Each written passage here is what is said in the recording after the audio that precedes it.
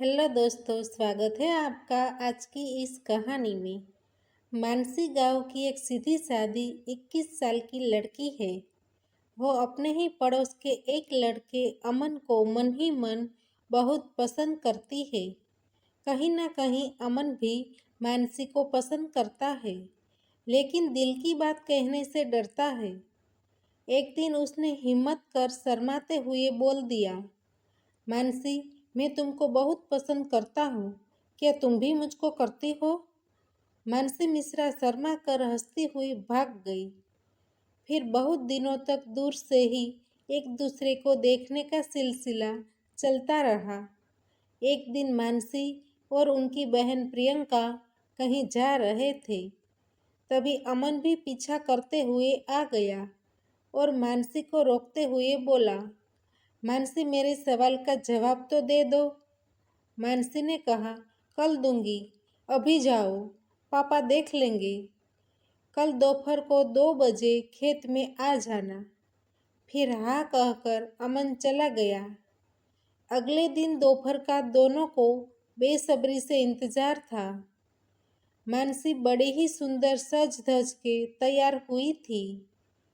उसने बड़ी ही सुंदर गुलाबी कलर की कुर्ती और ब्लैक कलर का सलवार पहना था। इधर अमन नीला शर्ट और ब्लैक जीन्स पहनकर बहुत ही अच्छे से तैयार हुआ था। दोनों में बेचैनी थी। अमन समय से पहले ही आ गया। थोड़ी देर बाद मानसी भी आ गई। दोनों एक दूसरे को निहारते ही जा रहे थे। कोई मुंह से कुछ बोल ही नहीं पा रहा था। थोड़ी देर बाद मानसी ने कहा, देखते ही रहोगे या फिर कुछ बोलोगे भी?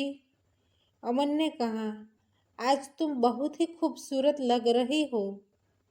अचानक मानसी बोल पड़ी, तुम्हारा ही जादू है। अमन ने कहा, तो इतने दिन क्यों तड़पाया, जवाब क्यों नहीं दिया? मानसी ने अमन को कहा, तड़पाती नहीं तो कैसे पता चलता कि कितना प्यार है तुम्हारे दिल में मेरे लिए। फिर दोनों ही साथ में बैठकर बातें करने लगे। ऐसे ही दोनों रोज मिलने लगे, घंटों तक बातें करते। कभी मानसी अमन के लिए खाना लाती और अपने हाथों से खिलाती। कभी अमन फूल लाता तो कभी पायल। दोनों अपनी दुनिया में खोए हुए थे और बहुत खुश थे। पर ऐसी बातें छिपती कहाँ है। एक दो बार गांव के अन्य लोगों ने देख लिया और मानसी के पापा को बता दिया। मानसी के पापा गांव के जमींदार और पैसे वाले थे। उस तरफ अमन के पिताजी साधारण इंसान। एक दिन रोज की तरह मानसी और अमन एक दूसरे में खोए हुए बैठे थे। अचानक मानसी के पापा कुछ लोगों के साथ आ गए और अमन को मारने लगे और मानसी को खींचकर घर ले गए। अमन को उसके घर पटक कर आ गए और उसके पिताजी को कहकर आए कि कल से तेरा छोरा गांव में नहीं दिखना चाहिए, वरना मार डालेंगे। इधर मानसी के पापा ने मानसी की माँ को कहा, मानसी घर से बाहर कदम भी नहीं रखनी चाहिए और इसका रिश्ता देखो, इसी महीने में इसकी शादी कर देनी है। मानसी की माँ ने भी मानसी को बहुत मारा और एक कमरे में बंद कर दिया। प्यार पर पहरे लग गए। उधर अमन के पिताजी ने भी अमन को शहर उसकी बुआ के घर चले जाने को कह दिया। अमन को कुछ समझ नहीं आ रहा था कि क्या करे। उसने खत लिखकर मानसी की बहन प्रियंका को दे दिया। प्रियंका ने चुपचाप वह खत मानसी को दे दिया और उसमें लिखा था कि क्या तुम भागकर रात को मेरे घर के पीछे आ सकती हो? मैं वहाँ इंतज़ार करूँगा। फिर हम शहर चले जाएंगे। मानसी ने खत में हाँ लिखकर प्रियंका को दिया और प्रियंका ने वह खत अमन को दे दिया। फिर दोनों रात होने का इंतज़ार करने लगे। रात हो गई। अमन इंतज़ार करता रहा, लेकिन मानसी नहीं आई।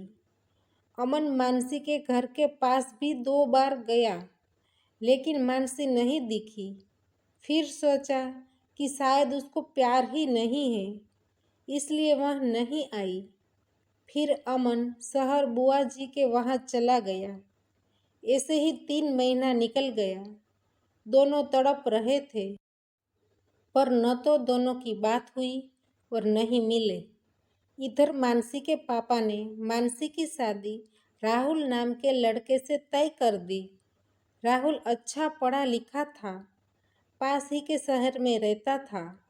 मानसी और राहुल की शादी हो गई, लेकिन चाह कर भी मानसी अमन को भूल नहीं पा रही थी।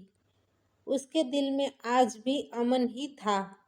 ऐसे ही 2 साल बीत गए और मानसी ने एक बेटी को जन्म दिया। अब वो अपनी बेटी के साथ मस्त थी। अब धीरे धीरे वह अमन को भूलने लगी थी। जब मानसी की बेटी 5 साल की हो गई, तब उसका स्कूल में दाखिला कराना था। राहुल ने मानसी को कहा, मुझे ज़रूरी काम है। यहाँ से 2 किलोमीटर दूर रैयान इंग्लिश स्कूल है। वह अच्छी स्कूल है, उसमें दाखिल करवा के आना। मानसी ने हाँ बोल दिया। फिर वह दूसरे दिन बेटी को लेकर स्कूल चली गई। वहाँ प्रिंसिपल के केबिन का जैसे ही दरवाज़ा खोला तो देखकर मानसी के होश उड़ गए। वह प्रिंसिपल अमन था।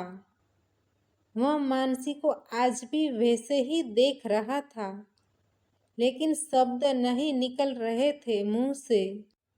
दोनों की आंखों में आंसू थे, दिल जोरों से धड़क रहा था। मानसी ने पूछा, कैसे हो? अमन ने कहा, तुम जैसा छोड़कर गई थी वैसा ही हूँ। मानसी ने कहा, कुछ पूछोगे नहीं? क्या पूछूं, सब देख लिया। तुम कितनी खुश हो। एक मैं हूँ जो आज भी तुम्हें भूल नहीं पाया। तुमसे मिलने फिर आया था गाँव। प्रियंका ने बताया कि तुम्हारी शादी हो गई। इतना तो बता दो कि तुम क्यों नहीं आई थी उस दिन। कितना तड़पता रहा मैं। तुमने बेवफाई की मेरे साथ। मानसी ने रोते हुए कहा, मैं बेवफा नहीं हूँ। उस दिन मैं आ ही रही थी। माँ मेरे पास सोई हुई थी। उसने देख लिया और मेरे पास हाथ जोड़कर गिड़गिड़ाने लगी कि ऐसा मत कर, गांव में बदनामी होगी और तेरे पिताजी मर जाएंगे। तेरे बाद प्रियंका का क्या होगा? उस कल्पना ने मुझे कमज़ोर कर दिया और रोक लिया। जिसने मुझे जन्म दिया, उन लोगों का दिल मैं कैसे दुखाऊं? बोलो अमन। अमन चुप हो गया। मानसी रोती हुई चली गई। अमन बेचैन था और मानसी से मिलना चाहता था। उसकी तड़प बढ़ रही थी। अमन मानसी को ढूंढते ढूंढते उसके घर तक आ गया। वहाँ मानसी अकेली थी। अमन ने कहा, चलो भाग चलते हैं, मैं नहीं रह सकता तुम्हारे बिना। मानसी ने कहा, मैं नहीं भाग सकती, मेरा परिवार है। अमन ने कहा, तुम हर बार यही कहती हो, कभी माँ तो कभी परिवार। एक मैं ही हूँ जो मर रहा हूँ तुम्हारे बिना। तुम बेवफा कब तक मुझे ऐसे ही रुलाओगी?